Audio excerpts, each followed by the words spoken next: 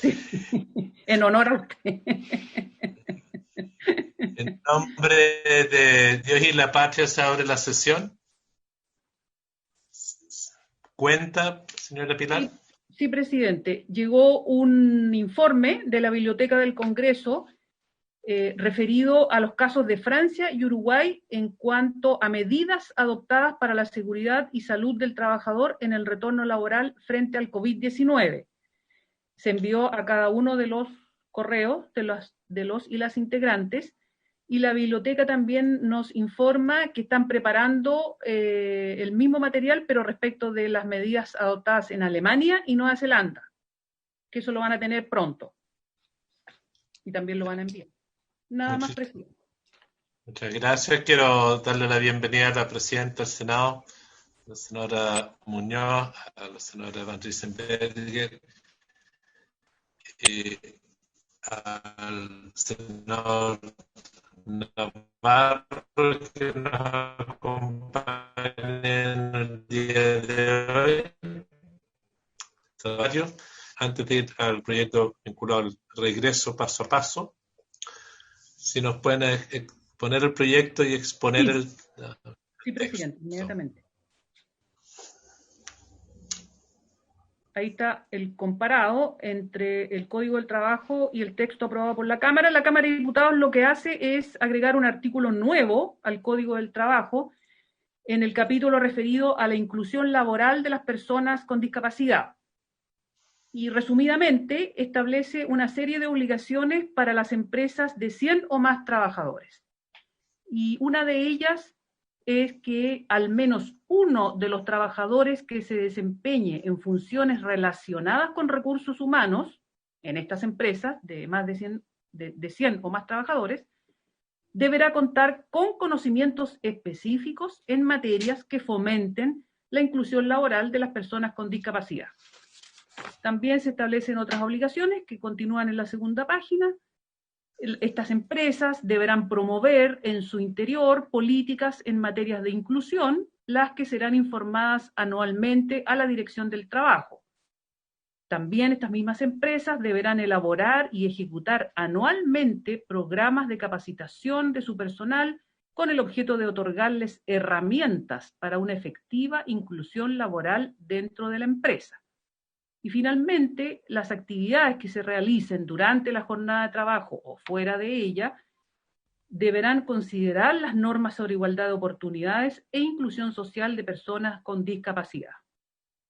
Y finalmente, el artículo transitorio dice que esta ley entrará en vigencia a partir del primer día del 25º mes después de publicada en el Diario Oficial. ¿Cómo? Ese es el proyecto de fácil despacho, presidente.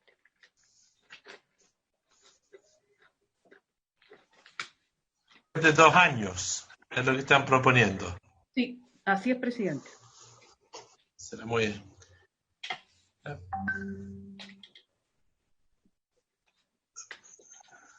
¿Te ofrece la palabra? Esto entiendo una moción.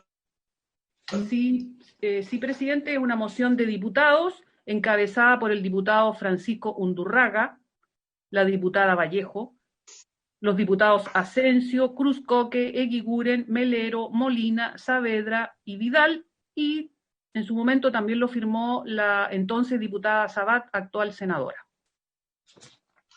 Se ofrece la palabra a los colegas. Saluda al subsecretario Arap. Entiendo que este es un proyecto bastante evidente, en particular porque no siempre existe esta especialización dentro de los equipos de recursos humanos, y ese es el propósito en última instancia, producto del aprendizaje que ha habido este tiempo. Le ofrezco la palabra al subsecretario Arap. Sí.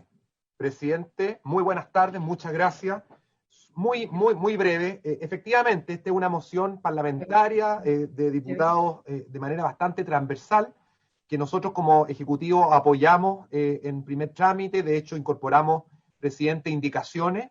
Creemos que va en sentido correcto. Usted lo decía en la sesión anterior, yo lo escuchaba cuando decía que efectivamente hoy día tenemos una ley de inclusión laboral de personas con discapacidad que ya lleva 2 años y medio de vigencia. Entró en vigencia la ley 21.015 el 1 de abril del año 2018, pero una cosa es tener la ley, exigir un porcentaje de cumplimiento, ¿cierto?, y de contratación de personas con discapacidad, y otra cosa muy distinta es cómo las personas con discapacidad hoy día están laborando al interior de la empresa.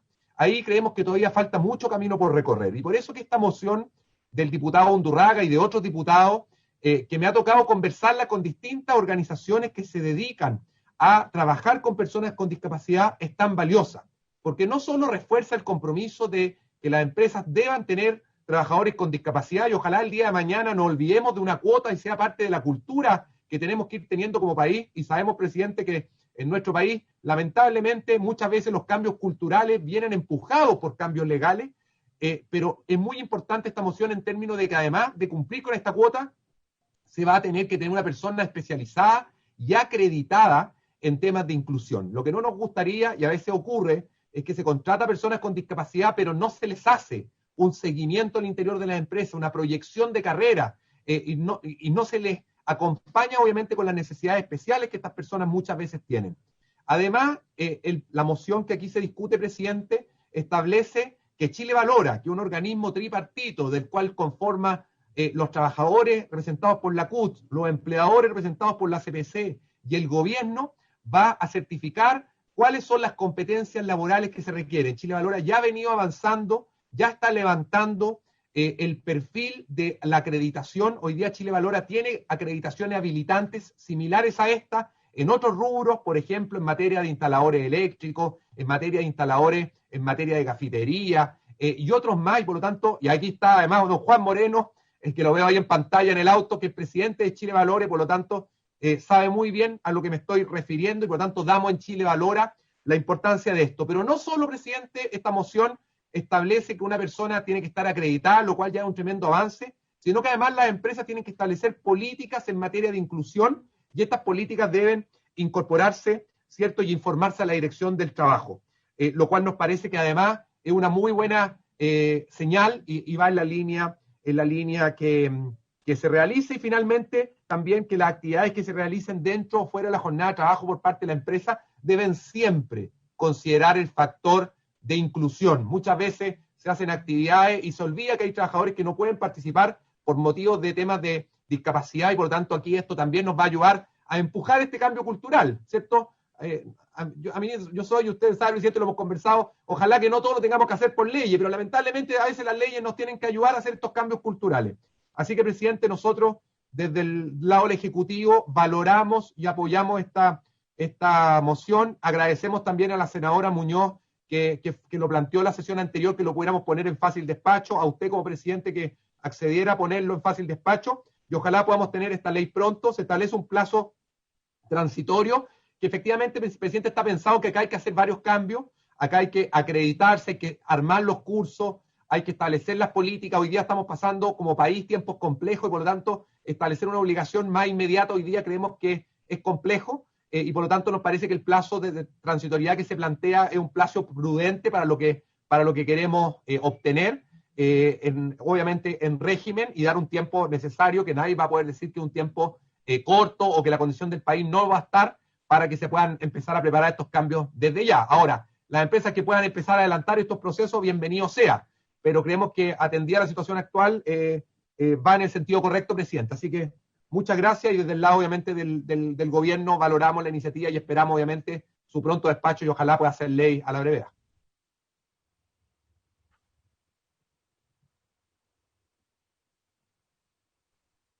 Micrófono, presidente. Así, micrófono, presidente. Muchas gracias. Yo entiendo que el plazo de los 24 meses es para que ya sea la obligación de que esté el nuevo... Así es, esté acreditado. Acreditado una persona. Entonces estamos con un plazo amplio. Entiendo que esa es la razón. Ofrezco la palabra a los colegas, o si les parece lo ponemos en votación. Senadora Muñoz. No, solamente, presidente, en la línea que ha planteado el subsecretario, reforzar la importancia que tiene esta iniciativa, porque se hace cargo de mirar la implementación de una ley que ya lleva, creo que más de 2 años aplicándose en las distintas empresas, se hace cargo de lo que falta, y creo que es muy acertado, en conversación con el diputado Undurraga, es muy acertado hacer visible que la inclusión no es una cuestión mecánica, incorporar a una persona con discapacidad, dejarla sentada en el lugar de trabajo que se le asigna y descansar en el compañero o la compañera que le toca al lado para que la induzca y le indique cuál va a ser su actividad en la empresa. Entonces yo creo que eso es lo que fundamentalmente ha detectado el diputado Undurraga y ha plasmado en esta propuesta de ley, que la empresa tiene que definir una política de inclusión de calidad, de acompañamiento, y eso es lo que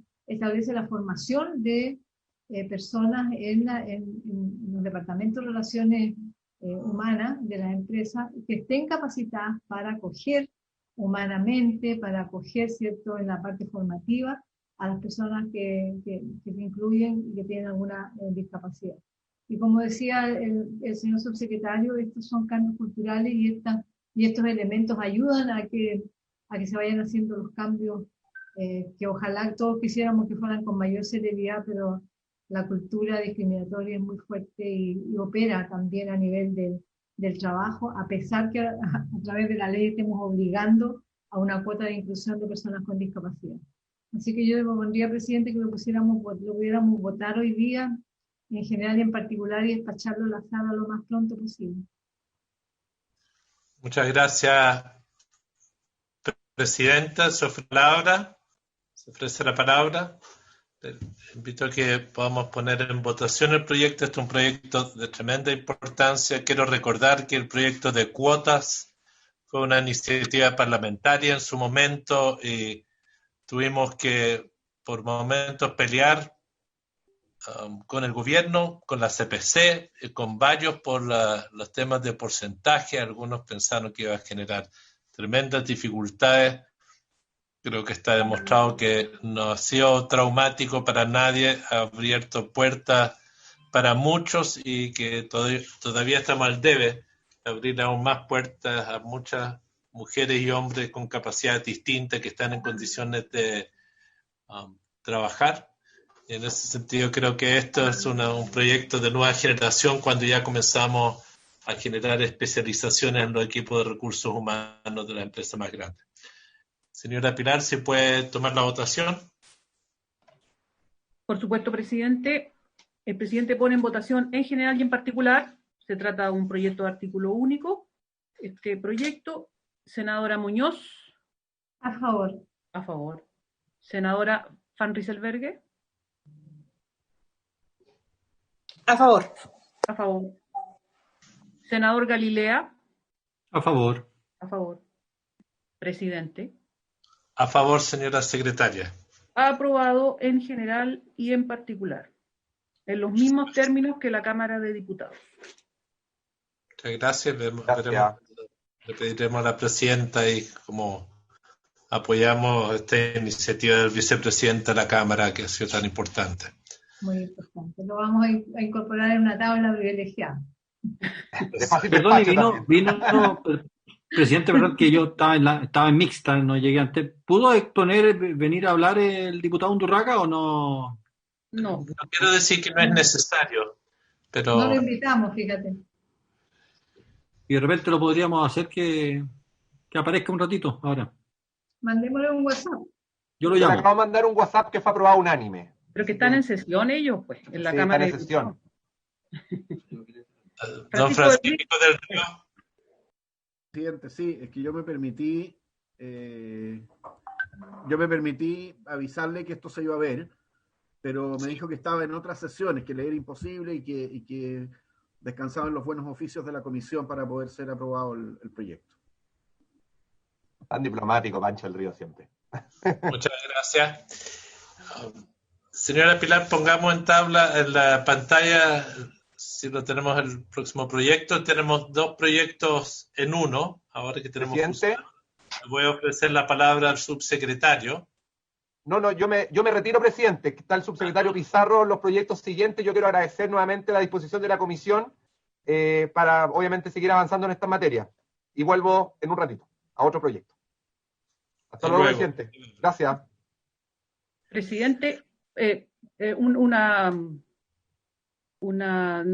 hacer notar que están la iniciativa del senador Guiller, senadora Muñoz y senador Chaguán, la iniciativa del senador Montes, senadoras Goich y Muñoz y senador Letelier, y colocamos una tercera columna que es una propuesta de lo que usted piensa que podría contener el proyecto definitivo para que estas indicaciones, solo para recordar, estas indicaciones que están bajo el rótulo de propuestas mías, sí, en verdad son en su gran mayoría las propuestas que hicieron llegar los sindicatos. Perfecto. O la Alianza del Comercio, representantes de trabajadores del sector de comercio que estuvieron con nosotros, y en relación al primer proyecto que enviaron algunas de estas propuestas. Sí. No sé si podemos hacer una mirada global de esto. Primera pregunta. Entiendo que no sé si le ofrecemos primero la palabra al subsecretario, que me imagino que está más bien vinculado al segundo proyecto, de cómo abordamos el tema de las licencias laborales. Yo les pediría, hagamos la mirada del conjunto del proyecto y después nos detenemos en los temas. ¿Les parece? Okay. De acuerdo. Señora Pilar, para que nos pase presidente, rápidamente por los proyectos. Dígame, empezamos... Perdón, sacamos el comparado mejor para que el subsecretario nos exponga lo que él... ¿O el subsecretario quieres poner? En el orden que usted prefiera, presidente. Me es inverosímil, el subsecretario tiene la palabra. Bueno, gracias, presidente. A ver, conforme a todas las exposiciones que escuchamos el día lunes, y veo que están casi todos conectados nuevamente el día de hoy, que son todos los involucrados, sobre todo en la problemática del tema de la calificación de la enfermedad como profesional o común, y el tipo de licencia y las consecuencias que trae para los trabajadores uno y otro caso. A ver, en primer término, nosotros seguimos considerando que cambiar la forma de calificación y pasar todo a que sea como enfermedad profesional y no como enfermedad común, y que la calificación, invertir el peso de la prueba, no nos parece que sea la mejor forma, sin perjuicio de que sí tenemos que hacernos cargo de los 3 puntos que se han ido mencionando durante este tema, que son: uno, ¿qué hacemos con aquella población de riesgo?, que es sobre todo el inciso segundo del proyecto 13.743 original, y luego respecto al inciso primero, ¿qué hacemos con lo que es el periodo de carencia y qué hacemos con lo que es las eventuales cuentas que puedan quedar por diferencia entre las coberturas de la salud común y lo que pueda costar la hospitalización para un trabajador? De ahí quiero traer algunos números preliminares que hemos hecho nosotros. Respecto del inciso segundo, es decir, dar una licencia preventiva a todas aquellas personas que son un grupo de riesgo, para que no tengan que concurrir al lugar de trabajo y los cuidemos mientras dure la pandemia, dependiendo de si son un 29% del total o un 45%, estamos hablando de un costo mensual, presidente, de entre $1.532 millones y $2.405 millones al mes. Ese es el valor que tendrían estas licencias preventivas para toda la población de riesgo de trabajo. Entonces, realmente estamos hablando de valores que ninguno de los sistemas, ni todos combinados, mensualmente nos permitiría hacerlo viable. Y como sí queremos darle una protección, nosotros nos parece más apropiado que nos vayamos por la misma alternativa que ya se zanjó por la ley 21.260, que también es para un grupo de riesgo, que son para las mujeres embarazadas. Y ahí lo que se estableció fue la posibilidad de que tengan preferencia para lo que es teletrabajo, trabajo a distancia o trabajo sin atención de público, que esa es una solución que ya se dio para un grupo de riesgo. Y acá, para los demás grupos de riesgo, nos parece que sería una alternativa más apropiada. Esa era para las mujeres embarazadas, que también es un grupo de riesgo respecto del virus. Entonces acá, como estamos hablando de demás personas que también son grupos de riesgo respecto del virus, es darle la misma solución que se dio respecto de las mujeres embarazadas. Eso respecto al punto primero, presidente. No sé si quiere que siga con los otros dos o si quiere comentar respecto del punto uno. Yo creo que los números son medio demoledores. O sea, si hablamos entre 1.500 y 2.400 millones de dólares mensuales,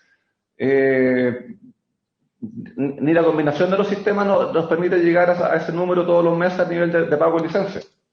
Subsecretario, entiendo que ese es un tema secundario. El tema por eso quiero tratar de ver dónde situamos los comentarios. Si revisamos toda la estructura del proyecto y después vemos los temas, porque el tema principal, entiendo, del segundo proyecto es la licencia laboral. Y esta parte que usted menciona es la complementaria de los grupos de riesgo. Pero no sé si quiere... Perfecto, vamos al otro. Sí, también traía otros números preliminares que hemos hecho con la Superintendencia de Seguridad Social respecto del costo del periodo de carencia. ¿Por qué? Porque nosotros podríamos, y es una alternativa, eliminar el periodo de carencia transitoriamente solamente para lo que es coronavirus, modificando el DFL 44 o haciendo una norma transitoria respecto de él.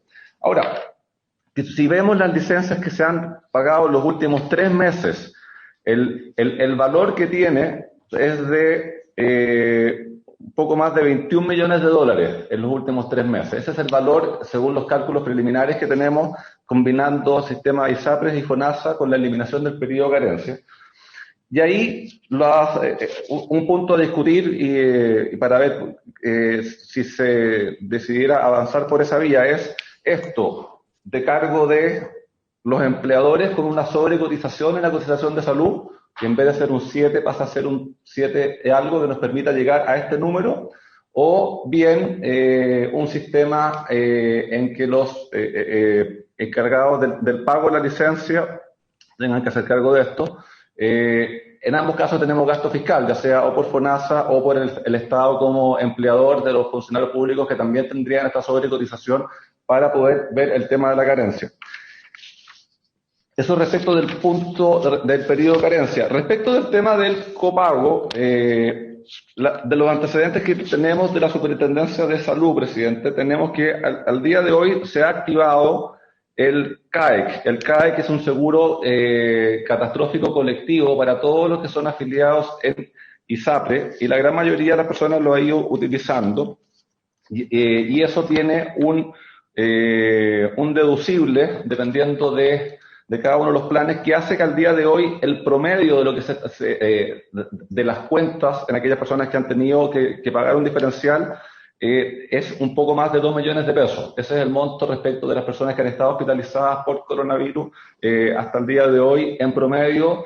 Si bien hay cuentas que son por harto más, esas cuentas son antes de aplicar lo que son los seguros, antes de aplicar el seguro colectivo. Entonces, al final, el monto a pagar está terminando en un monto un poco superior a 2 millones de pesos respecto de cada uno de los... Ahora, esto es un tema también que nos manda la Superintendencia de Salud con los datos que ellos tienen hasta la fecha. Yo quería poner a disposición de la discusión montos que de pronto hacen de que uno vaya evaluando más o menos cuáles son las mejores alternativas respecto de cada uno de los temas que se han ido planteando. A nosotros nos parece que lo más apropiado sería, para avanzar en esto, es una modificación eliminando temporalmente, solo respecto a coronavirus, el periodo de carencia, y viendo bien qué hacemos con los costos, por dónde los cargamos, y aprovechando de que aquí tenemos representantes de empleadores del sistema de salud, tanto de enfermedades profesionales como el sistema de salud común, creo que es el lugar apropiado para generar esa discusión, presidente. Muchas gracias. Veo que el subsecretario se concentró en el segundo proyecto y no en el primero, en su comentario. No sé si queremos, preguntar a la comisión, detenernos en el segundo proyecto para profundizar, o vemos toda la estructura del proyecto. Senadora Van Riesenberger. Yo creo que veamos todo en general primero. Entonces, si vemos el texto de principio para tener la visión de conjunto, señora Pilar.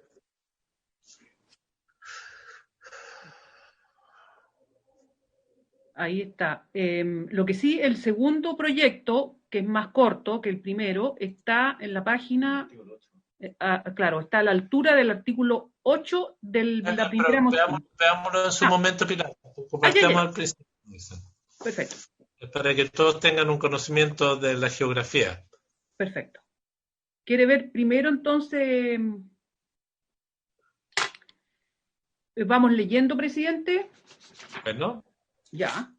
El primer proyecto, que es la moción iniciada por el senador Guillet, en su artículo primero dice: compleméntense las disposiciones contenidas en el título séptimo de la ley 16.744 por todo el tiempo que esté vigente el estado de excepción constitucional decretado con fecha 18 de marzo a través del decreto número 4 del Ministerio del Interior y hasta 6 meses posterior a su conclusión por las normas que siguen. Luego, en el artículo segundo... Mire, sobre el título primero, solo... Siento que esa es la introducción, ahí la discusión va a ser si el plazo debe ser solo mientras dure el estado de emergencia o mientras tengamos una pandemia, que no tienen por qué coincidir las dos situaciones. Como esto es para el regreso paso a paso, probablemente las medidas tienen que ir más allá del estado de emergencia. Lo dejo planteado. Sigamos, Pilar. Sigamos. El artículo segundo, aquí ya se refiere a los comités paritarios. Perdón, Pilar. Sí, perdón. Pilar. Presidente, pero me da la impresión de que tanto lo que usted dice como el proyecto, como la moción, hablan de que esto debe durar hasta 6 meses después de terminado los estados de excepción, ¿o tienen alguna diferencia? ¿Estaban concordantes ambos o no en eso? No, yo la verdad le preguntaría a la comunidad científica qué debemos hacer. Yo no sé si es 1 mes, 6 meses, quizás senadora Risenberger, que ha estado participando en algunas de las otras conversaciones, tiene un parámetro. Mi inquietud es que esto tiene que ver con el paso a paso. Y yo no sé si son 6 meses, si eso es suficiente. Pero preguntémoslo a la experta, mascarillas de alcohol gel, etcétera, no tienen por qué desaparecer a los 6 meses de terminar el estado de emergencia. Presidente, una cosa más bien de forma, una consulta. Lo que pasa es que en la propuesta que se está haciendo, lo que se está haciendo es a través de, eventualmente, si aprobamos eso, de este proyecto de ley, modificar un decreto. Y yo creo que esas son potestades distintas. No me gustaría que si la secretaria, es decir, más allá de que son bastante similares en términos del tiempo, yo creo que es relativo, no podemos saber si van a ser 2 meses, 3 meses, 1 año. Si fracasan las vacunas, puede ser 1 año perfectamente bien y no 6 meses, o si salen antes, pueden ser, no lo sabemos, pero lo que me gustaría saber es qué pasa con, si porque hasta donde yo tengo entendido, es decir, las cosas se arman de la misma manera como se desarman. Entonces, no sé si nosotros, a través de un proyecto de ley emanado del Parlamento, podemos modificar un decreto supremo. Sí, aquí se complementa lo que está en los títulos. A la mano derecha hay algunas propuestas de cómo complementar. Pero está claro los dos temas de discusión. Aquí más que cambiar el decreto se complementan y, por cierto, una ley está por sobre un decreto, y si cambiamos una norma que incide en el decreto va a tener que modificarse, pero entiendo que no son contradictorias en todo caso. No. Segundo, Pilar. Ya, continuamos. Artículo segundo. Los comités paritarios de higiene y seguridad establecidos a diversos niveles en virtud de la ley 16.744 o los establecidos de manera unilateral por el empleador en empresas con menos trabajadores que el mínimo exigido para la constitución de aquellos, están obligados a contar con un protocolo de seguridad sanitaria laboral COVID-19 en complemento a los reglamentos internos. Aquí establece la obligación para los comités paritarios de contar con un protocolo de seguridad. Va a ser obligatorio. Sigamos para ir conociendo las diferentes estructuras. Y después lo vemos cómo se perfecciona. Ya. Luego, en el artículo 3, dice: mientras se encuentre vigente el estado de excepción constitucional derivado de la crisis sanitaria ocasionada por el COVID-19, la elección de los delegados de los trabajadores para los comités paritarios se efectuará de acuerdo a lo establecido mediante votación de los trabajadores, estén suspendidos o no. La misma se efectuará de modo directo y secreto donde sea posible o, de no serlo, de forma directa por medios electrónicos o telemáticos. Digamos. Artículo 4.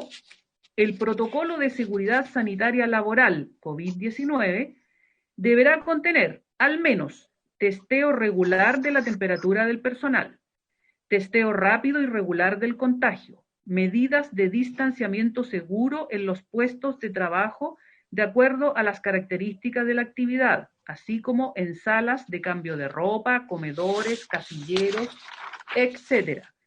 Disposiciones o adecuaciones, si fuere el caso, de espacios físicos determinados, como pasillos de ida y vuelta, baños y duchas separadas. Adecuación o medidas de higiene como disposición de agua, jabón, alcohol gel. Medidas de sanitización de las áreas de trabajo. Medios de protección puestos a disposición de los trabajadores y personal de gerencia, como mascarillas, lentes, guantes, ropa adecuada según la empresa. Disposición de turnos horarios diferenciados de entrada y salida. Asimismo, deberá detallar aspectos particulares relativos a las condiciones específicas de la actividad laboral. Artículo 5.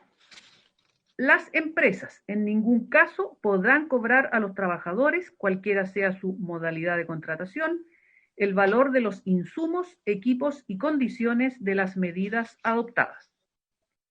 Artículo 6. Las empresas que no cuenten con un protocolo de seguridad sanitaria laboral COVID-19 o que no cumplan con las medidas establecidas en el mencionado protocolo una vez establecido, no podrán retomar o continuar la actividad laboral.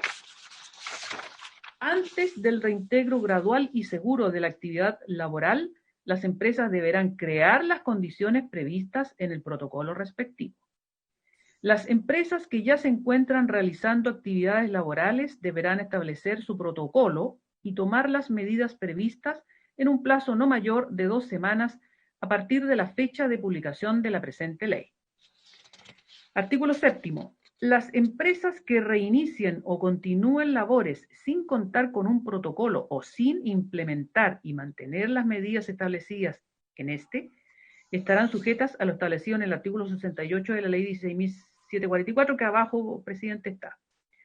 Cuando el contagio por COVID se deba a negligencia inexcusable o dolo del empleador o de un tercero, es aplicable el inciso, la letra B, del artículo 69 de la ley 16.744, además de las acciones penales que competan. Y el artículo 8 dice: los trabajadores que deban practicarse exámenes de control por los servicios médicos relacionados al COVID-19, que se encuentren en aislamiento en espera de resultados, que realicen cuarentena decretada por la autoridad sanitaria sin más necesidad de soporte que las constancias respectivas, no podrán ser despedidos o sujetos a suspensión temporal, y el tiempo que en ello utilicen será considerado como trabajado para todos los efectos legales. Artículo 9. Créanse comités especializados de seguridad sanitaria laboral COVID-19 a nivel nacional y regional, integrados por representantes de la Cruz Roja Chilena, el Cuerpo de Bomberos, el Colegio Médico y el Colegio de Enfermeras, a los cuales se podrá invitar a participar a representantes del Instituto Nacional de los Derechos Humanos, universidades de las respectivas regiones, de la Organización Internacional del Trabajo y de la Organización Panamericana de la Salud, los cuales tendrán como funciones: primero, asesorar en el establecimiento y ejecución de los protocolos de seguridad sanitaria laboral COVID-19, emitir una opinión técnica no vinculante sobre las condiciones generales de seguridad sanitaria y el nivel de gradualidad de la reincorporación a la actividad laboral en regiones, sectores o ramas. 3. Recomendar a las autoridades competentes supervigilar el cumplimiento de esta ley o su intervención en los casos que identifiquen como comité o a petición de partes, sean empleadores o trabajadores. 4. Solicitar información a las empresas o entidades públicas en lo relativo a las medidas adoptadas para la reintegración gradual y segura a la actividad laboral. Y 5, otras de carácter técnico asesor que coadyuven a superar los efectos de la pandemia COVID-19 en el campo laboral. Y finalmente, el artículo 10 de esta primera moción: la participación en los comités especializados de seguridad sanitaria laboral establecidos en la presente ley será ad honorem y no afectará el presupuesto general de la República. ¿Leo la segunda moción, presidente? Sí. Ya, que está ahí a la altura del artículo 8 de esta primera moción. Artículo único. Se presumirá que mientras persista la declaración de alerta sanitaria para enfrentar la amenaza a la salud pública producida por la propagación a nivel mundial del nuevo coronavirus 2019, los trabajadores que sean diagnosticados con COVID-19 o determinados como contactos estrechos, que se encontraren ejerciendo sus labores en los días previos a su diagnóstico, deberán ser calificados como enfermedad de origen laboral por el respectivo organismo administrador o la empresa con administración delegada, a menos que se demuestre que el contagio o la situación de contacto estrecho no fue a causa de su trabajo, lo que debe ser debidamente justificado. Del mismo modo, mientras persista la citada alerta sanitaria, deberá otorgarse protección del mismo carácter a los trabajadores que acrediten padecer alguna condición que genere un alto riesgo de presentar cuadro grave de infección, tales como personas mayores de 60 años, personas con hipertensión, enfermedades cardiovasculares, diabetes, enfermedad pulmonar crónica u otras afecciones pulmonares graves, enfermedad renal con requerimiento de diálisis o similar, personas trasplantadas y que continúan con medicamentos de inmunosupresión, personas con cáncer que están bajo tratamiento y personas con un sistema inmunitario disminuido como resultado de afecciones o medicamentos como inmunosupresores o corticoides.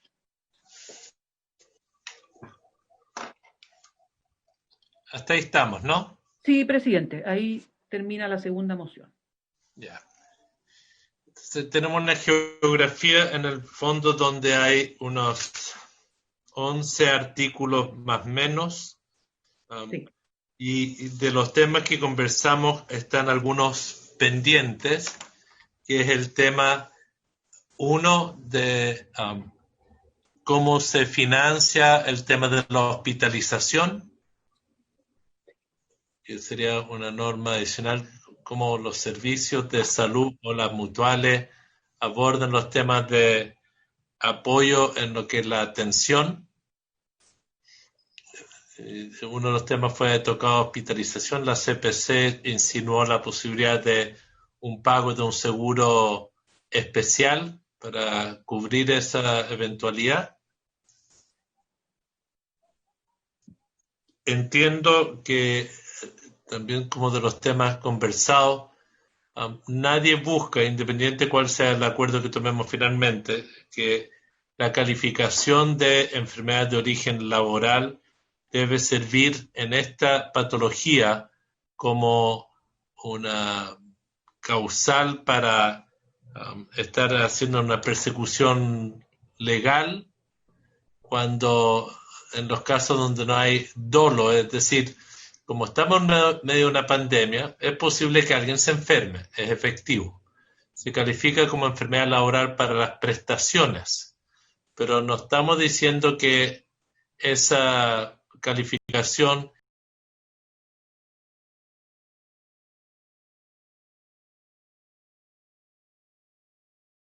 una de las inquietudes que también planteó la CPC.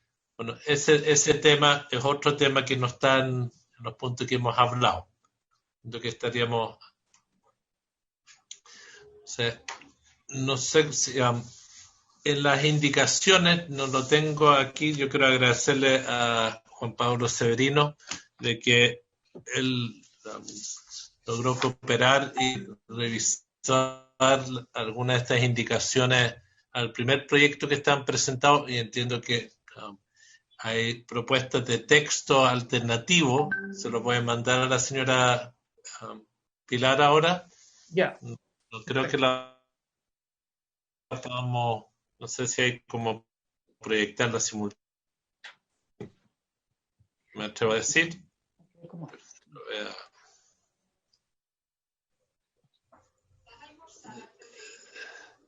Entonces, señor Pilar, se lo estoy mandando ahora. Perfecto. Muy bien. Aquí está. Te mando el tiro, gracias. Podríamos ir al principio para ir tratando de despejar algunos temas. Si Mauricio nos puede mostrar el texto. Sí, ahí está bien. Sí. Entiendo que el artículo primero es de referencia y entiendo la inquietud que plantea la señora Riesenberger. Me preocuparía más bien de ver los otros artículos. Yo entiendo que este es de referencia. Puede existir o no existir el artículo primero. La verdad no sé si don Francisco Río está de acuerdo con ese criterio. Habla Francisco, ¿no? No lo veo. Presidente. Sí. A ver, muy en los términos formales. A mí me da la impresión que no procede, puedo equivocarme, pero no procede modificar directamente mediante una ley un decreto supremo. Otra cosa muy distinta es si la ley fija una medida A y con respecto a esa medida A se dicta un decreto supremo para operativizar A. Y si la ley ahora dicta un criterio B, bueno, se tendrá que dictar en su momento otro decreto supremo quizás, pero modificar directamente mediante una ley un decreto supremo corresponde, como efectivamente señalaba la senadora, por su intermedio a facultades distintas, a potestades distintas. No está modificando, sino que dice que... Pero lo que no entiendo es a qué decreto se refiere, con todo respeto. Aquí lo que se hace es hacer referencia a que se complemente las disposiciones de la ley 16.744. La verdad es que la referencia quizás tiene que ser al título séptimo y también al título segundo, que es de referencia, por el tiempo que esté vigente el estado de excepción, que eso sí está decretado, ¿no? Entonces no entiendo la referencia de la senadora Riesenberger, no lo logro comprender. Aquí es para complementar las normas del primero y séptimo, y la discusión debería ser cuánto tiempo debería durar estas normas de excepción, si 6 meses después del estado de excepción o no. Don Francisco. Mire, me parece, en realidad, yo sé que es discutible el tema, pero cuando una norma legal, a mi juicio, señala compleméntese las normas del Decreto Supremo 109, es que lo está modificando, le está agregando o lo está quitando. La palabra complemento es una consecuencia. Pero perdón, no están complementando los títulos de la ley, o sea acá. Y del Decreto Supremo 109. No dice, no dice, mira, por todo el tiempo que esté vigente el estado de excepción constitucional decretado con fecha a través del decreto número 4 del Ministerio del Interior y sus sucesivas prórrogas. Presidente, yo me estoy refiriendo a la tercera columna. Ah, la propuesta. Ah, vamos a la moción primero. Ya. No entendía ya. Yo estoy en la moción. Ya. Yo estoy en la moción, no lo que habían propuesto. Este texto, como ustedes recordarán, de la indicación fue lo propuesto por los dirigentes sindicales que nos acompañaron. Entonces, vamos al texto original. Yo entiendo que el mayor problema del artículo primero es que esto, que es una norma que se va a complementar de la 16.744, ¿es hasta 6 meses después o debería ser un tiempo más largo? Esa es mi única duda de cómo se califica la temporalidad. Y quizás el Ejecutivo pueda consultar con la Comisión de Expertos cómo debería ser, porque probablemente se puede levantar el estado de emergencia en enero, voy a inventar, y estas normas las vamos a tener que usar todo el próximo año, no solamente los primeros 6 meses. Presidente, Una- sí, yo creo que eso va a depender. Es bien difícil, incluso que el sistema experto pueda, digamos, el comité experto pueda decirlo, porque eso, si no hay vacuna, va a ser probablemente todo el próximo año. Si la vacuna sale en marzo, probablemente las condiciones cambien drásticamente y se puede hacer todo mucho más rápido. Entonces, yo me parece bien, me parece prudente plantear 6 meses, pero estando claro que eso puede o acortarse o alargarse si que fuese necesario. ¿Qué pasa si lo dejamos sin plazo? No lo sé. ¿Qué opina el Ejecutivo de eso?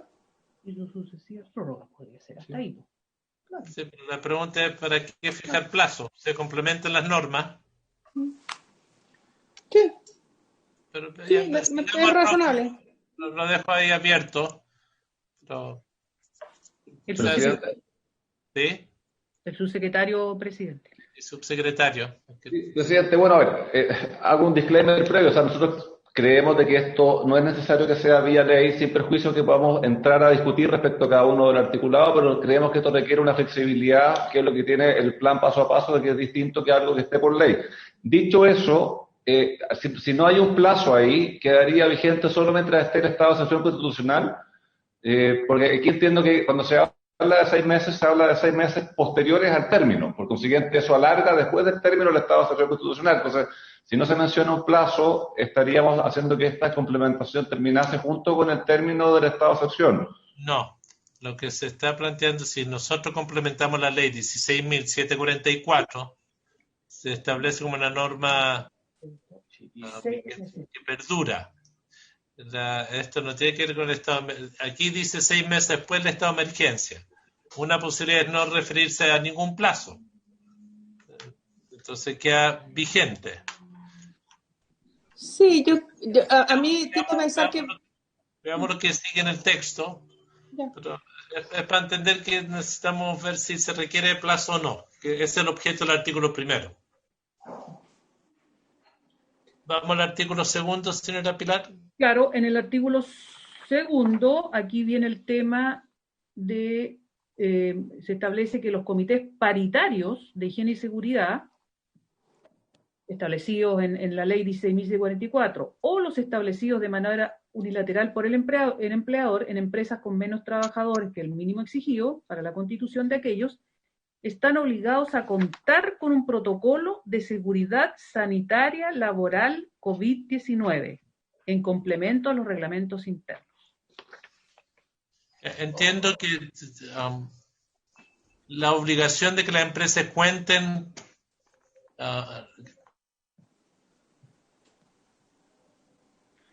Sí, el artículo es algo de lo que estamos de acuerdo. Entonces, las empresas donde funcionan comités paritarios debería ser elaborado por ellos. Entiendo que esas son las dos ideas básicas, ¿no? Sí, presidente. Subsecretario.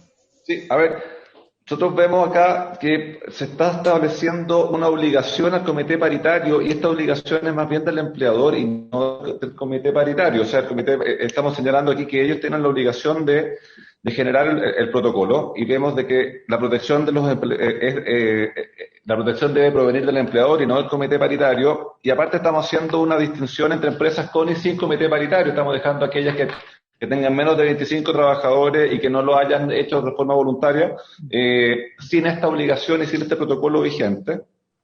Y lo otro que no nos queda claro acá es si esto obliga no a modificar los reglamentos internos, porque si hay que modificar el reglamento interno, claramente el plazo de entrada en vigencia de la ley es distinto porque tiene una tramitación más más lenta que el plazo de vigencia que está señalado después en la ley.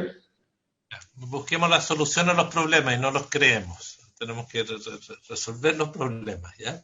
Entonces yo entiendo, hay una propuesta de texto que se ha trabajado con Juan Pablo Severino, y quiero agradecerle, que es en este artículo establecer primero el criterio de que todas las empresas están obligadas a confeccionar un protocolo de seguridad sanitaria y laboral COVID-19. Presidente, ¿y eso hoy día con el protocolo o con lo que está haciendo el gobierno en el tema del paso a paso no está establecido? Solo para saber. Toda la discusión de la ley que hemos tenido es que varios consideramos que esto tiene que ser una norma legal. No, sí, está bien, si no estoy discutiendo eso, lo que estoy preguntando si esto es lo mismo que está en el decreto que hizo el gobierno, ¿hay alguna diferencia? Subsecretario, ¿puede precisar? Sí, a ver, presidente, el paso a paso laboral se basa en el deber de protección del empleador, o sea, es una manifestación de ese deber, por consiguiente, deja de ser voluntario, el deber de protección del empleador sigue estando vigente y habiendo una pandemia, tiene que tomar las medidas y el paso a paso es la indicación de qué medidas debe ir adoptando para el cuidado de la salud y la vida de los trabajadores, pero sí deriva de una norma legal que es el deber de protección de la salud de sus trabajadores.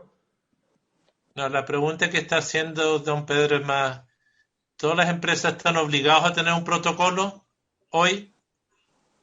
Hoy día no. Lo que se está proponiendo es que lo tengan, no hay una obligación de tener un protocolo.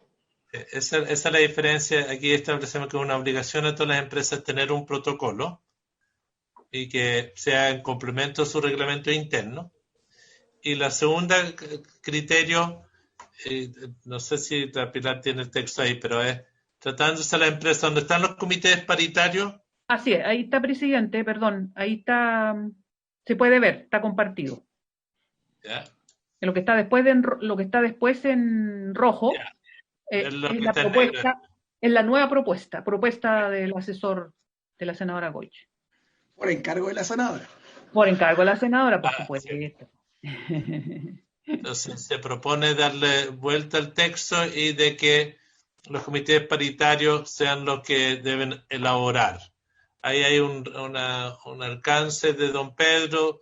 Yo entiendo que los comités paritarios están la empresa y los trabajadores en condiciones paritarias y por tanto el impulso entiendo que es de responsabilidad del empleador. Pueden... Entonces, no sé si se pone que deberá ser elaborado por estos comités, ¿tiene alguna objeción del Ejecutivo? A mí me parece natural. La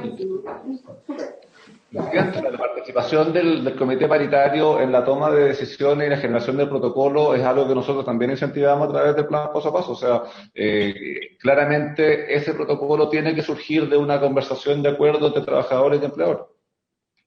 Y entonces, aquella empresa que tenga comité paritario, obviamente que es el lugar donde debe discutirse.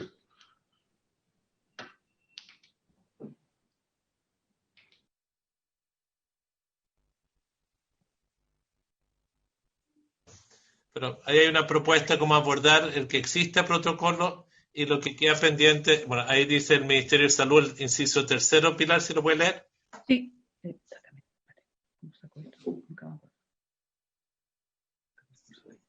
Ahí era, ya. Perdón, presidente. La propuesta de la senadora Goich. Las empresas estarán obligadas a confeccionar un protocolo de seguridad sanitaria laboral COVID-19 en complemento a los reglamentos internos. Tratándose de empresas en las que deban funcionar uno o más comités paritarios de higiene y seguridad de seguridad laboral, el protocolo de seguridad sanitaria laboral deberá ser elaborado por estos comités.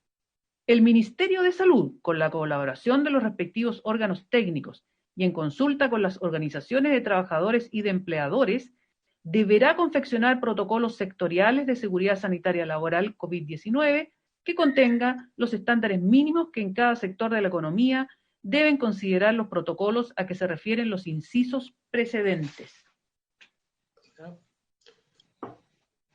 Sigamos entonces, tenemos una propuesta de cómo armar el artículo 2, la obligación de la empresa, el rol de los comités paritarios y el rol del Ministerio de Salud por sector de la economía. Lo que no está es qué pasa en aquellos casos donde no hay comité paritario de las empresas de menos de 25. Claro. Vamos al artículo 3. El artículo 3, ahí no hay ninguna propuesta, y dice que mientras se encuentre vigente el estado de excepción constitucional derivado de la crisis sanitaria ocasionada por el COVID-19, la elección de los delegados de los trabajadores para los comités paritarios se efectuará de acuerdo a lo establecido mediante votación de los trabajadores, estén suspendidos o no. La misma se efectuará de modo directo y secreto, donde sea posible, o, de no serlo, de forma directa por medios electrónicos o telemáticos. Entonces, está bien, es para asegurar que exista comités paritarios si no tienen. Claro. Seguimos cubriendo las empresas de más de 25 trabajadores. El artículo 4. El artículo 4. Presidente, El senador Galilea. volvamos un segundito al artículo 2. Ya, El perfecto. artículo 2, sí. Muchas gracias. Artículo 2, ¿dónde está la propuesta? ¿Dónde está la propuesta o quiere ver el texto? ¿Dónde está? Lo que hace que en la primera parte, Ya. presidente, ya está lo que dice, donde haya comité paritario de higiene y seguridad, ellos resuelven qué diablo hacer y qué diablo no hacer, ¿no es cierto? Sí. No, lo que se establece es, en todas las empresas están obligados a tener un protocolo. Sí, primero una obligación general. Sí. Y después, donde estén los comités paritarios, que ellos elaboren el protocolo. ¿Más abajo está eso? El inciso 2. Claro, así es verdad. Sí. Que tiene que ser elaborado, se puede decir, en vez de por estos comités, con estos comités. Si la duda es... Ya, si para que le demos una vuelta, a todas las cosas. Ya, el con o el por. Dejémoslo eso como con asterisco. Póngale otro color al por. ¿No? Ya, aquí, ahí, por esto. Ahí el por. Ese, amarillo. Entiendo que será la inquietud del subsecretario también. Ya, y después seguimos. A mí me hace ruido lo de abajo. Y después viene lo que aplicaría a la mayor parte de las empresas de Chile, que son las que no tienen comité paritario. Son todas las empresas más bien chicas, creo. Perdón, no te escuché, Rodrigo, se interrumpe. Que nos falta un párrafo sobre eso. El inciso 3 del artículo 2 vendría a ser la norma de aplicación general para todos aquellos que no tienen comités paritarios. Entonces, todo el comercio pequeño, todo el... ¿Aló? No, yo entiendo que es otra cosa. El inciso 3 es que el Ministerio de Salud dará los lineamientos genéricos para las diferentes ramas de actividad. Estoy hablando en general. Pero en las salmoneras se tendrá que tener este tipo de criterios. Y esto es algo que ya el Ministerio de Salud hace. Senadora y después Rodrigo. ¿Sabes lo que pasa? Es que yo creo que en el tema de la pandemia, más que por rama, es por, digamos, por situaciones. Independientemente de la rama, el traslado, si hay trabajadores en lo que sea, en una forestal, en una salmonera, en el comercio, en lo que sea, que tienen que ser trasladados, bueno, este traslado debe hacerse en tales condiciones. Si hay trabajadores que deben almorzar en su lugar de trabajo, el almuerzo debe ser más que por rama, es por, digamos, son normas generales que tienen que tener, porque acá no tiene que ver necesariamente con la rama, tiene que ver con el distanciamiento y con las medidas sanitarias. Entonces, más allá de que pueden haber cosas específicas que puede hacer el Ministerio de Salud, a mí me parece que estos protocolos tienen que, para que sean eficientes, debieran estar orientados desde esa perspectiva. Y lo estoy viendo más que desde el punto de vista laboral, desde el punto de vista sanitario. Esto, lo único que se plantea, podemos no tener esto, aunque yo creo que esto ayuda, es para que el Ministerio, es cierto, son estándares mínimos, para cada sector de la economía. Yo pongo el ejemplo de la minería. Ciertos criterios mínimos.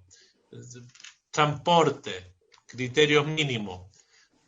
Podemos perfeccionar esto, pero la idea es que el Ministerio de Salud pueda ayudar a las empresas y a los comités paritarios con los criterios con los cuales van a trabajar. Ese es el sentido, y esto ya existe. Es que el Ministerio de Salud va a tener puntos de referencia para las empresas y los comités paritarios. Subsecretario, pedido la palabra. Da don Rodrigo y después el subsecretario. ¿Voy yo primero? Sí. Ya, es que yo tengo, para que le demos vuelta, pero yo tengo en esto dos grandes dudas. Una que de la que hablaba un poco la Jacqueline, que yo creo que para el Ministerio de Salud, rama por rama, intentando, es una cosa muy compleja, entonces debiéramos, si le vamos a poner algo, yo creo que tiene que ser una norma bastante genérica, de criterios mínimos, y que sea válido aquí y en la quebrada del Ají, en el fondo, porque es imposible que se vaya poniendo en demasiados casos, y cada empresa tiene su particularidad. Entonces, yo quería hacer mención a eso. Y lo otro que me preocupa es que aquí hay finalmente en las empresas hay una línea de mando y una línea de responsabilidad, ¿no es cierto? Entonces, si algo salió mal, le pregunto yo a usted y todo para que discutamos esto, si algo salió mal en base a los protocolos establecidos por el comité paritario, ¿quién es responsable de eso? Porque de acuerdo a la ley. Si es el empleador, y el empleador dice, oye, pero si yo lo dije, lo advertí, pero el comité paritario quiso hacer no sé qué, o viceversa. Entonces, ahí hay un tema para que le demos una vuelta, cómo manejar la cadena de responsabilidades que se generan en base a estos protocolos. Lo dejo como planteado nomás, presidente. Presidente. Por favor, don Juan Pablo. Si me permite, lo siguiente, para clarificar un poco la propuesta de la senadora Goich. Básicamente lo que hace era recoger el proyecto en su texto original y las observaciones o sugerencias del senador Letelier. Sobre el proyecto original, básicamente establecer que la responsabilidad de la existencia de estos protocolos es de la empresa, no es del Comité Paritario de Higiene y Seguridad. Por tanto, en ella recae la responsabilidad. Cosa distinta es que en su elaboración deba contar con el concurso del Comité Paritario de Higiene y Seguridad en aquellos casos en los cuales existe. Y esto no se aleja de las labores que normalmente tiene el Comité Paritario de Higiene y Seguridad. Si uno piensa, por ejemplo, en el número 4 del artículo 66 de la ley 16.744, precisamente es la de indicar la adopción de medidas de higiene y seguridad que sirvan para la prevención de riesgos profesionales. Por tanto, está en línea con el rol que cumple habitualmente el Comité Paritario de Higiene y Seguridad. Y luego, el tercer inciso de esta propuesta, lo que hace es recoger la propuesta del senador Letelier en orden a que existieran ciertos estándares compartidos por determinados sectores o actividades económicas, ¿no es cierto?, que pudieran ser definidos y se sirvieran de referencia para las empresas que se desenvuelven en esas actividades.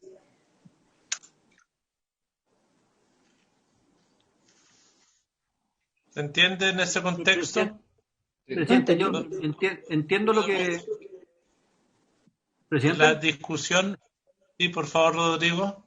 No, sí.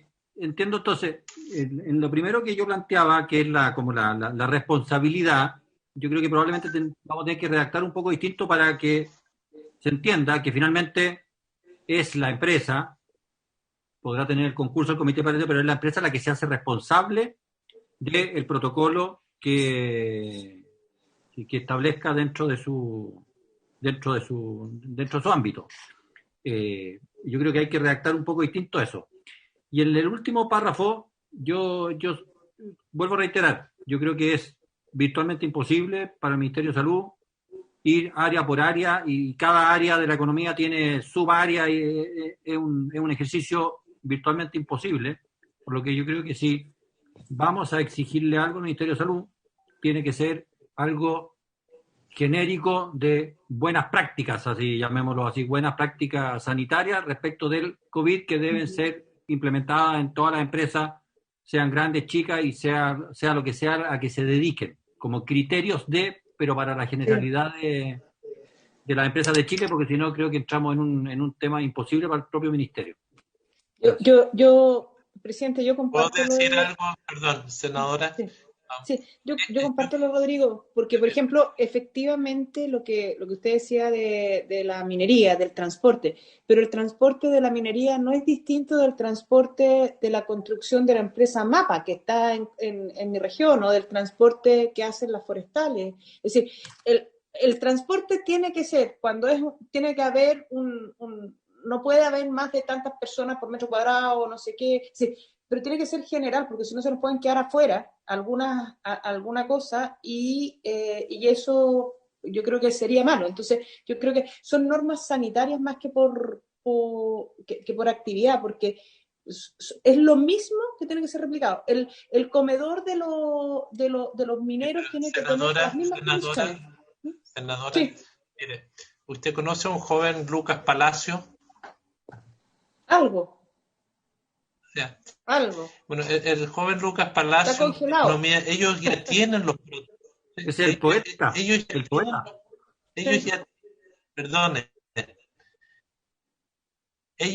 ya tienen los protocolos sanitarios de trabajo con salud. Quiero decirle, esto ya existe, le puedo enviar el documento. Salud comenzó a desarrollar esta actividad desde el inicio de la pandemia. Por regla general, ya está. La cosa es que las empresas y los comités paritarios usen estos elementos de referencia. Ese es el sentido. Pero para que no nos ahoguemos un vaso de agua, esto ya lo ha hecho el Ministerio de Salud y el Ministerio de Economía, han trabajado súper bien en esta materia, y yo le puedo reenviar los textos.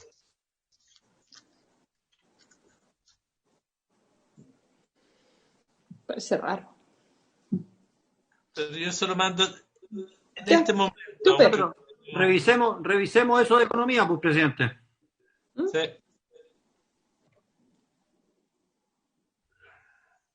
¿Seguimos revisando el texto por mientras? Ya. Pero en términos de criterio, ahí se los mandé, me falta. Ya, entonces, el artículo cuarto, presidente, que el artículo cuarto original ya fue leído, hay una propuesta aquí también. Sí, de modificar. Sí, ¿esa la quiere ver, presidente? Sí, que la podamos leer, que en el fondo es organizar y complementar. Claro.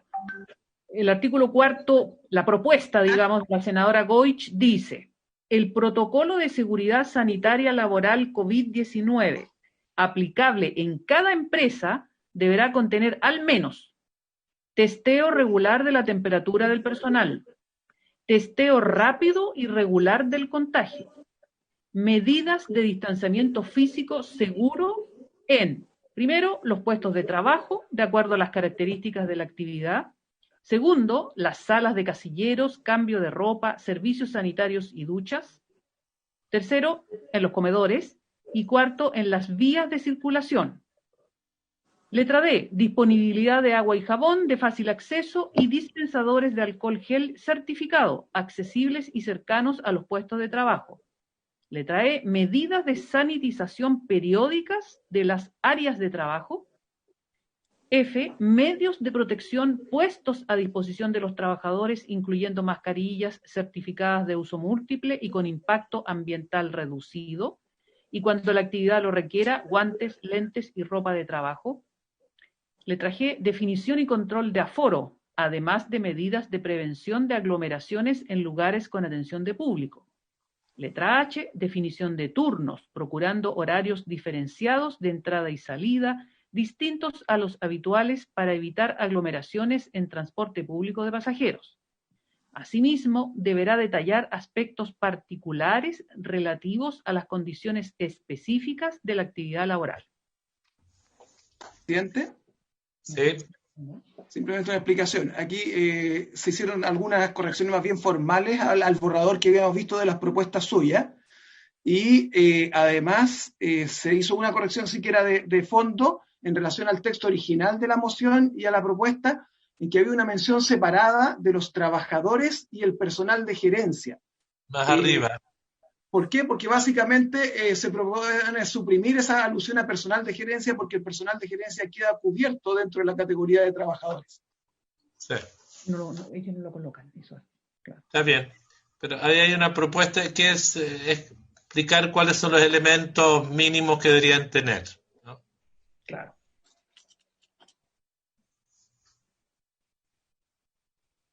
Presidente, una consulta. Una pregunta, presidente. Senador Galilea, por el subsecretario. Solo por ignorancia nomás. Como aquí establece testeo rápido y regular de contagio, hay que tener estos test. Quería saber, ¿los precios hoy día son completamente asequibles para empresas de cualquier tamaño, para una librería chica, en fin, o son más medios prohibitivos para una empresa chiquitita estar comprando eso? No tengo esa información para saber. Yo tengo otra consulta. ¿A qué se refiere con el testeo rápido y regular? Porque los test rápidos, a menos que haya cambiado mucho, no son muy buenos, hasta donde yo tengo entendido. Entonces, y hacer regularmente PCR puede ser, pero no solo son... por eso me gustaría saber un poco a qué se están refiriendo, ¿no? Pero PCR no es rápido, se supone. No, por eso te digo, eso no es rápido. Y el test rápido tiene altos falsos positivos y negativos. Subsecretario, aquí es donde yo creo que la mutual puede ser una tremenda contribución, las mutuales. Sí, me pregunta ya por el mismo lado, presidente. O sea, cuando hablamos de testeo rápido y regular, estamos hablando de testear a personas que están sin síntomas. Entonces entiendo que a cierto tiempo hacer un test rápido y algo, y ahí también sería importante conocer qué tan eficaz es eso, porque capaz que generemos una sensación como de falsa seguridad si la persona tiene un test rápido que le dice negativo y con eso se queda tranquilo. Entonces, si se está pensando en eso, clarificarlo, es testeo a personas sin síntomas de ningún tipo. ¿Eso es cierto? Presidente. Yo creo que eso es. Senador Navarro. Sí, presidente. Todos estos exámenes, por ejemplo, lo mencionaba la senadora Magreselberg, MAPA, hay trabajadores que llevan 21 días esperando respuestas sobre su examen, porque la clínica universitaria están atestadas. O sea, el tema de estos exámenes tiene que incluir el elemento oportunidad, porque puede ser que sea puntual por la situación que se está dando ahí, pero tiene que haber un plazo, si no, la verdad es que las empresas lo van a hacer cuando ellas estimen y no con una regularidad, porque y eso puede... La otra pregunta, ¿puede ser a petición del trabajador también respecto de decir, mira, yo necesito hacerme testeo porque hay un problema, alguien vino a la pega y parece que en su casa, o sea, ¿qué rol juega el comité paritario en esto los trabajadores para poder exigir la realización de esto? Particularmente el testeo y el plan en los cuales se entregan los resultados y luego de entregar los resultados. Yo entiendo de que las mutuales son las que se les paga por velar por la seguridad interior laboral, asegurar que la empresa lo hagan bien. Entonces, como usted lo ha mencionado, el tema de las mutuales, ¿cuál sería el rol que van a jugar en esto? Porque estamos imponiendo obligaciones de seguridad laboral y estos son acuerdos, a eso se les paga a las mutuales y para eso está la ley de mutuales. Eso. Bien. Presidente. Senadora. Antes de ofrecer la palabra, Jackie, quiero poner lo siguiente. Rodrigo pone un criterio sobre empresas grandes y chicas. Apuntaría, me imagino, a la preocupación por el costo. Lo otro es, ¿qué pasa en las empresas más grandes? Porque aquí el objeto de esto es cómo efectivamente cuidamos la salud de los trabajadores que van a volver a trabajar. Entonces, yo conozco la experiencia en la gran minería, en Codelco, donde desplegaron un tremendo esfuerzo porque se les disparó los contagios en forma exponencial.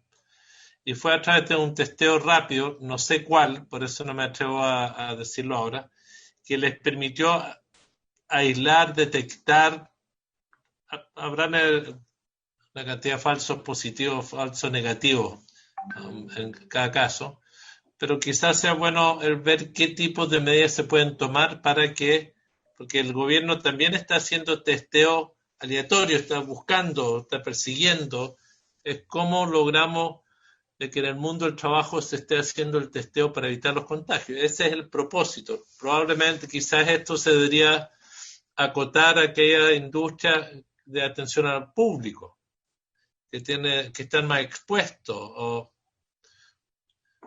yo lo pongo como una inquietud de dónde darle protección a los trabajadores. Esa es la principal inquietud.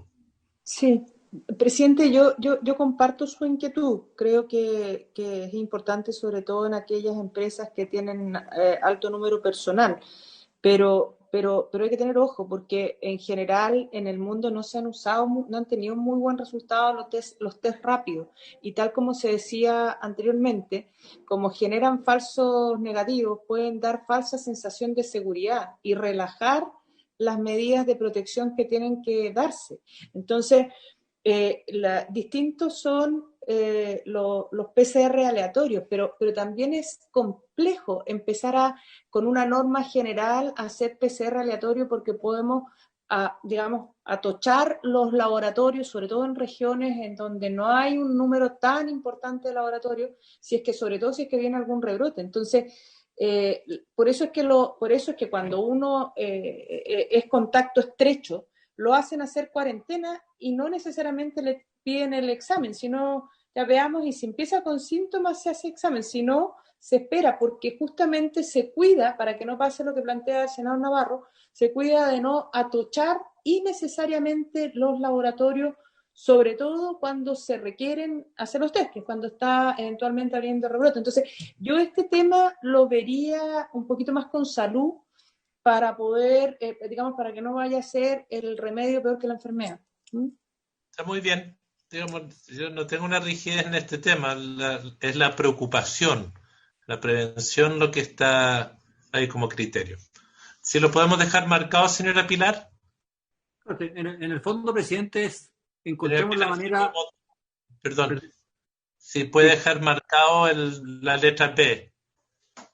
Pero como criterio, presidente, es que busquemos la manera más eficiente y razonable de hacer control preventivo y que sea aplicable en todas partes y no genere falsas sensaciones de seguridad, que sería desastroso. Eso es todo el desafío. Bien. Todo esto, el propósito de esto es preventivo. Entonces, sigamos, pero el resto estamos de acuerdo, ¿no? ¿Quién puede pedir esto? ¿Lo va a poder pedir el trabajador? Esto tiene que ver con los protocolos. Esto es el protocolo que tiene que existir en cada empresa. Aquí lo que el artículo 4 es establecer los mínimos que tienen que contener. Y hay estas 8 puntos, 7 puntos. Vale. Vamos a ver.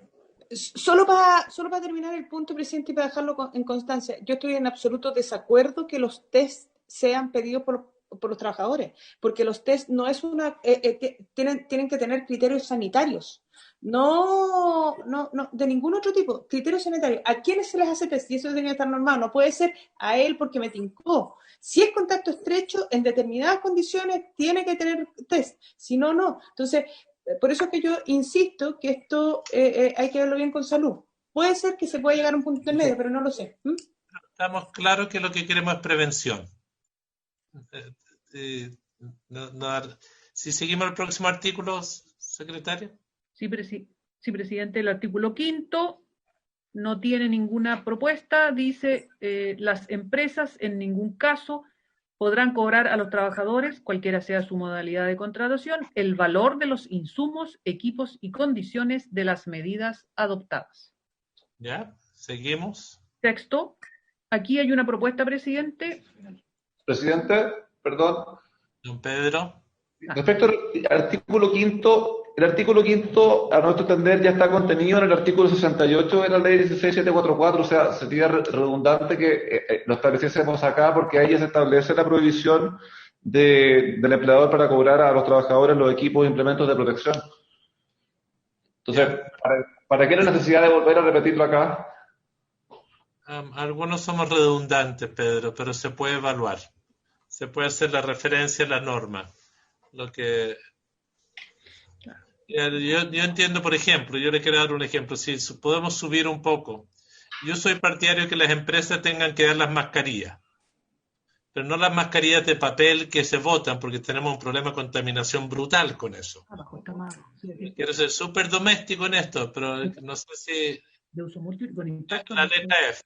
Sí, cuando estamos hablando de uso múltiple, ya tienen que ser lavables, tienen que estar certificadas, y cada cuánto tiempo lo van a tener que renovar. No sé si cada 2 meses, cada mes, y es responsabilidad que se la provean, y no que los trabajadores estén con la mascarilla que llegan de la calle, que muchas de esas de papel ya realmente están un poquito vencidas. Pero entendemos que el costo es del empleador. Veamos si es necesario exponerlo o no, don Pedro. Entiendo su inquietud. Sigamos. Sí. Artículo 6. Sí, presidente. El artículo 6, que ya se leyó, ¿cierto? En, digamos, el original. Hay una propuesta aquí para agregar un inciso final.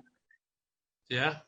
La fiscalización de la existencia del protocolo de seguridad sanitaria laboral COVID-19 y su aplicación se realizará por la Dirección del Trabajo y por la autoridad sanitaria que corresponda, quienes podrán, en uso de sus atribuciones, aplicar las multas respectivas y disponer la suspensión inmediata de las labores que signifiquen un riesgo inminente para la salud de los trabajadores. El artículo 6, digamos, original, en el fondo, y resumidamente, dice que las empresas que no cuenten con un protocolo de seguridad sanitaria laboral o que no cumplan con las medidas establecidas en el protocolo, no podrán retomar o continuar la actividad laboral. Antes del reintegro gradual y seguro de la actividad laboral. La última propuesta está complementada. Exacto. Es que digo, en la tercera columna, ¿qué columna? En la tercera columna ¿Tercera? está mal. Sí, sí. ¿Habría acuerdo en esa materia, colega, en principio? No sé si lo alcanzaron a ver, si puede de nuevo para que Pilar, para que vean todo el artículo. Claro, en las propuestas, ahí está, las empresas que no cuenten con un protocolo, que no cumplan con las medidas. La propuesta de los sindicatos es que esta situación será fiscalizada por el Ministerio de Salud a través de la Seremi o la Dirección del Trabajo y se adoptarán las medidas y cursarán las multas que correspondan. En la propuesta de la senadora Goich, agrega un inciso final. Agarraron esto y lo puso todo al final. Lo puso al final, exactamente. Eso es en esencia. Así es. Las partes rojas que me distraje un minuto, ¿las leímos?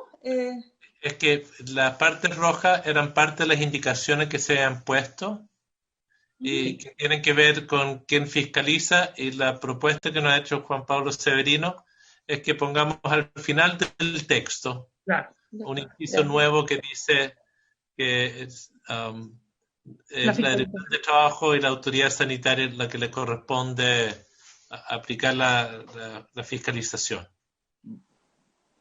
La obligación del trabajo y por la autoridad sanitaria que corresponde a quienes podrán en el uso de la atribución. Esto debe ser lo que existe hoy día, ¿o no? Para cualquier protocolo, ¿o es distinto? No, esto es establecer quiénes son las entidades fiscalizadoras nomás. Clarificar normalmente en esto durante la pandemia ha sido salud y trabajo. Sí, no debiese ser muy distinto. No. Presidente. Senador Galilea. Yo, donde creo que no estoy muy de acuerdo un poquito, Pilar, ¿puedes bajar un poquito? Ahí está.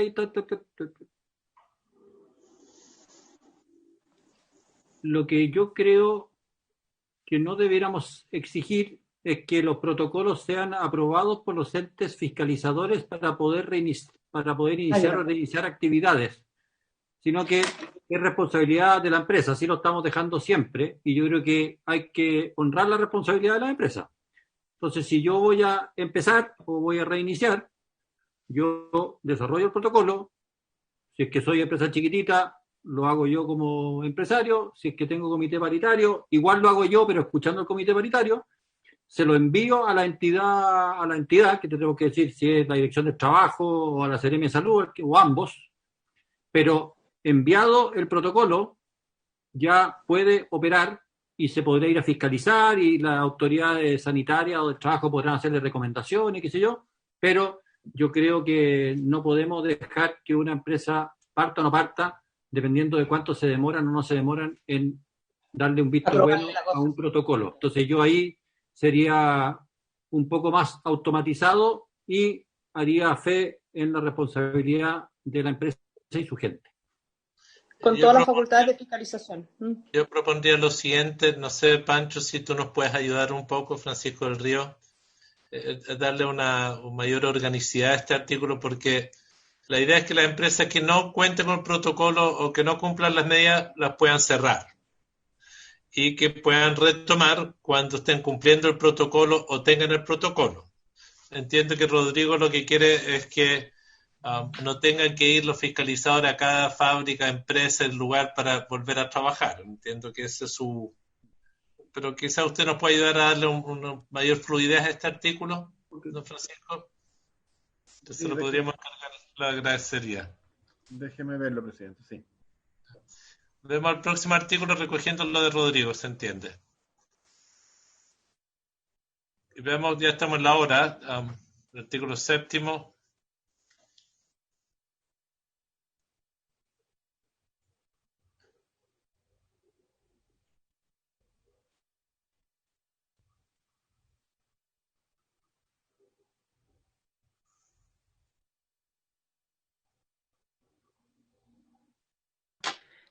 Artículo 7º original, las empresas que reinicien o continúen labores sin contar con un protocolo, sin implementar y mantener las medidas establecidas en esta ley, estarán sujetas a lo establecido en el artículo 68 de la ley 10.744. Aquí, bajando un poco más, está la propuesta de la senadora Goich que quiere... Perdón. Al final del inciso segundo, perdón. ¿La parte colorada dónde quedó? A ver, vamos a subir, espérese. Ya. Ahí está el inciso segundo, original. Cuando el contagio por COVID se deba a negligencia inexcusable o dolo del empleador o de un tercero, es aplicable la letra B del artículo 69 de la ley 16.744, además de las acciones penales que competan. La propuesta en rojo, se presumirá negligencia inexcusable o dolo del empleador cuando la empresa no adopte las medidas señaladas en el protocolo de seguridad sanitaria laboral COVID-19 en el plazo señalado en el artículo anterior.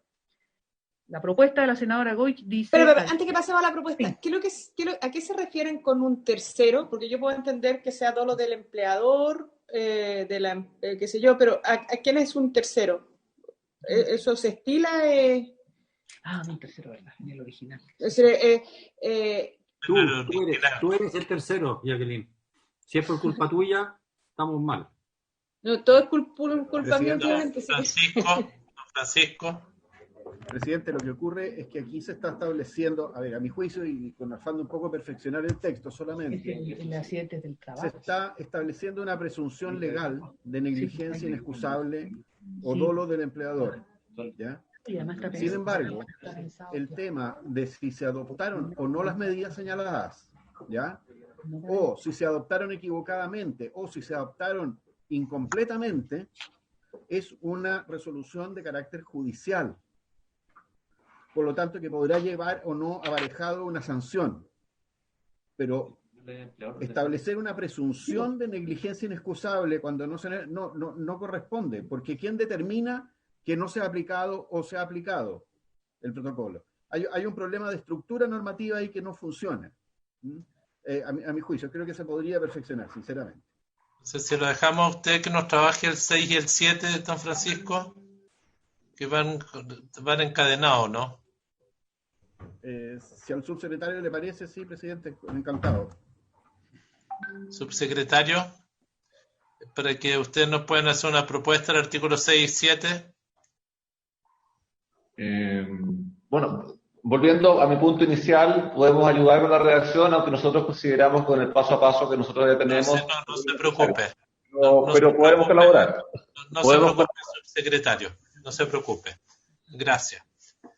Entonces, seguimos. Ya, entonces, sí, hay una propuesta ahí el inciso final al final del inciso segundo del artículo 7, se presumirá negligencia inexcusable o dolo del empleador si la empresa no ha adoptado las medidas señaladas en el protocolo de seguridad sanitaria laboral COVID-19 en los plazos señalados en el artículo anterior.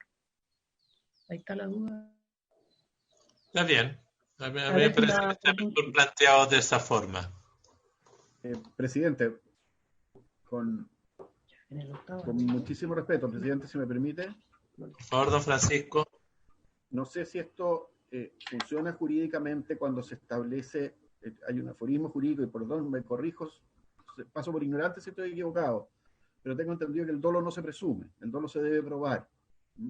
Por lo tanto, presumir un dolo creo que estaríamos fuera de margen. Está bien. Entiendo, pero está bien. Veamos cómo trabajamos los dos artículos y los vamos consultando en su momento, el artículo 6 y 7. Mire, yo quiero proponer lo siguiente, ya estamos en la hora, antes de entrar a la discusión más gruesa, le pediría que estos textos se los puedan socializar con todos nuestros invitados que han estado. Perfecto. Entiendo que lo que queremos es abrir el debate y que las mismas mutuales nos puedan ir a partir de este marco en que estamos, agradecerles que nos hayan acompañado, el ver cómo vamos dándole cuerpo a lo que son los mecanismos de apoyo ahora en caso de riesgo para los trabajadores y trabajadoras, que son los puntos que vienen, y ver si en la próxima sesión, quizá al final de al principio de la próxima semana, podamos despachar el proyecto. Estoy complicado el lunes. Está complicado el lunes, es que está... Yo prefiero complicarla el lunes porque usted se pone muy creativa los lunes y se gana la mitad de la segunda hoy día poniéndose creativa. Me di susto a mí misma con esa foto. Vamos a revisar la segunda. Creatividad de la senadora.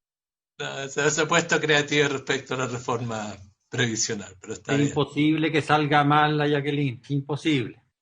Entonces, bueno, agradeciéndoles a todos, a la hora, espero nos vemos en la sesión un rato. Gracias a nuestros invitados por acompañarnos, a don Pablo, al representante de la Mutual.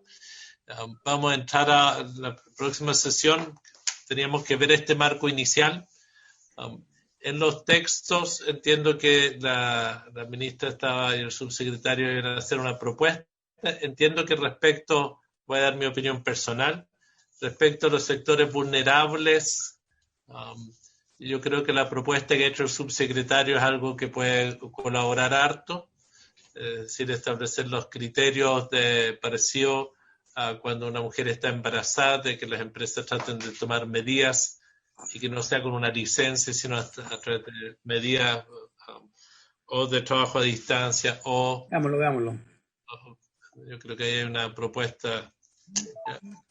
Estamos. Habiéndose cumplido el objeto de la sesión, muchas gracias a todos. Vamos, presidente. Chao, cuídense. Chao. The recording has stopped. Luego, presidente. Gracias, presidente. Cuídense.